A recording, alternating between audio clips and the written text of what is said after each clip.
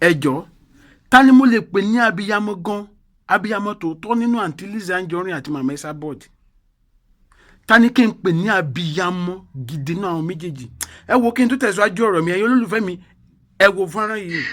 Lizzy Anjoorin á gbé ọba ṣèkánmọ́kù Florida ṣiṣẹ́ adẹ́gbẹ̀rú tí mi sí tó bá tí ìbímọ òun ò ní bí bá dẹ̀ ti bí o máa gbọ́mọ sí. ṣẹ́tìrì kí ni bá a dé irú ìjà wo lẹ̀ bá a máa jà, irú fàkínfà wo lẹ̀ bá a máa fà, irú ọ̀rọ̀ àṣírí wo lè bá wà láàrin ẹ̀yin méjèèjì tó yẹ kí ẹ máa gbé ọmọ ara yín ṣépè. màmá Esabod, tọmọdé bá ń ṣe bí ọmọdé ó yẹ kágbà náà ṣe bí àgbà, ó yẹ kí àgbà kó ṣe bí àgbà. mo kúkú mọ̀ ogun ló mọ̀ ń sìyàn mú, èpò kì í sìyàn mú. ẹlẹ́dàá àwọn ọmọ yìí ò ní gbàbọ̀dé èpè tẹ́nì kọ̀ọ̀kan yín ń ṣẹ́ fúnra yín.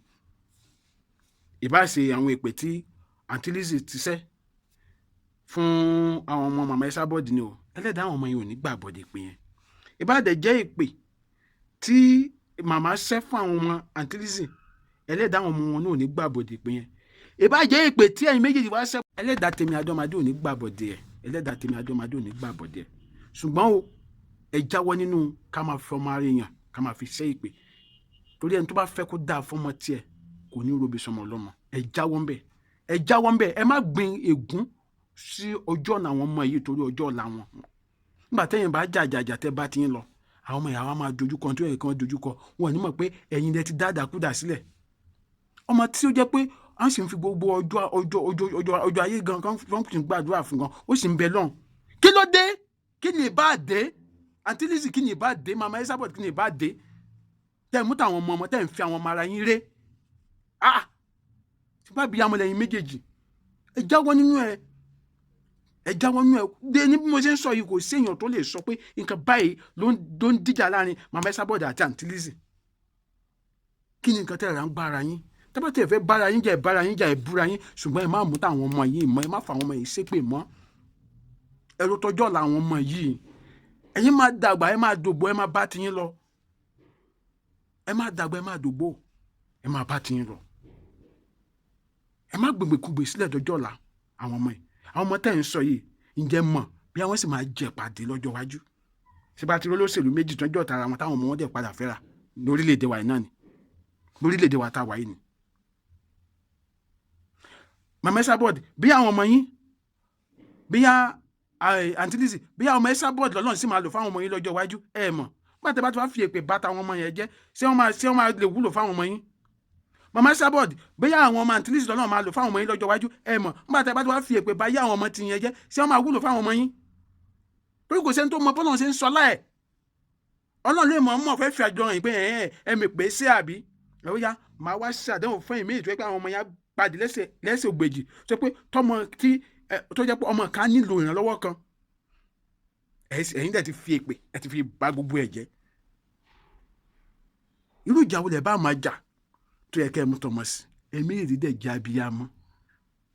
ọmọ àṣẹ o ẹ jọ̀ọ́ màmá Esabod, mo bẹ̀ yín ni, tẹ́ bá fẹ́ bá àǹtí Lizzy Anjoorin jà ẹ ṣe bí àgbà, ẹ má mú táwọn ọmọ mu. àǹtí Lizzy, mo bẹ̀ yín ni, tẹ́ bá fẹ́ bá Esabod jà ẹ má máa mú táwọn ọmọ mọ́.